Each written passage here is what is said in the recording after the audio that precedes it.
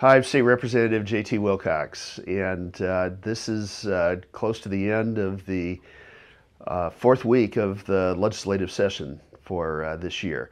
And that means that we're not that far from being halfway done.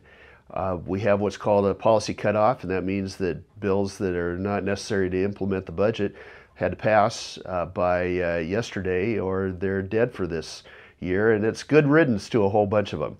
We also have a few other things going on. Yesterday there was a rally in support of the citizens' initiatives that all got enough signatures to go to the legislature. And what the rally was about was the fact that although House Republicans have offered motions that would require that these initiatives that are now bills to the legislature get a hearing, Democrats have decided that they don't want that. I think that's a big mistake. It shouldn't be a Republican or a Democrat thing. It's the fact that about 450,000 Washingtonians signed each one of these things. Over 800,000 Washington registered voters in total signed at least one of them. And they deserve, I think, a hearing that shows what's good about these things and what's bad. Both sides should be able to make their case. But we have a long-term majority here in Washington that doesn't want to let that happen. I think that's a huge mistake for them, and it's a mistake for the state of Washington. And I hope that whether you're a Republican or a Democrat, you talk to your representatives and urge them to let these things have an airing in public so that when all of us vote in November, we're at least informed voters. Another thing that I've talked about quite a bit is the culture that we have in Washington, and the 2nd District in particular, for fishing and hunting.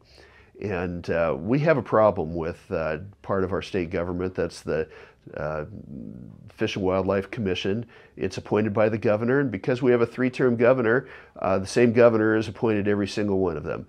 This was originally designed to make sure that that culture of hunting and fishing survives, and it's a culture that's important to our tribes in Washington. It's also a culture that's important to many non-tribal people in Washington. I've offered a bill that would eliminate that and eliminate the commission and just turn it into something that operates like a normal state agency like the Department of Ag. That would empower the governor, which I'm not really in favor of, but it would also mean that at least one person would be responsible.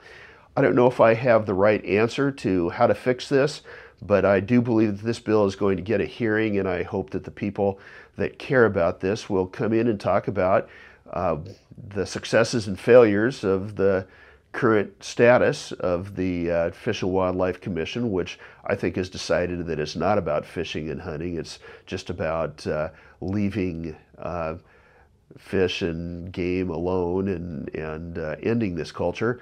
And also, I hope that people come in and have some creative solutions about how we have better public accountability for this. That's really why I dropped the bill. That's it for this week, and I hope to see you next week. Thanks.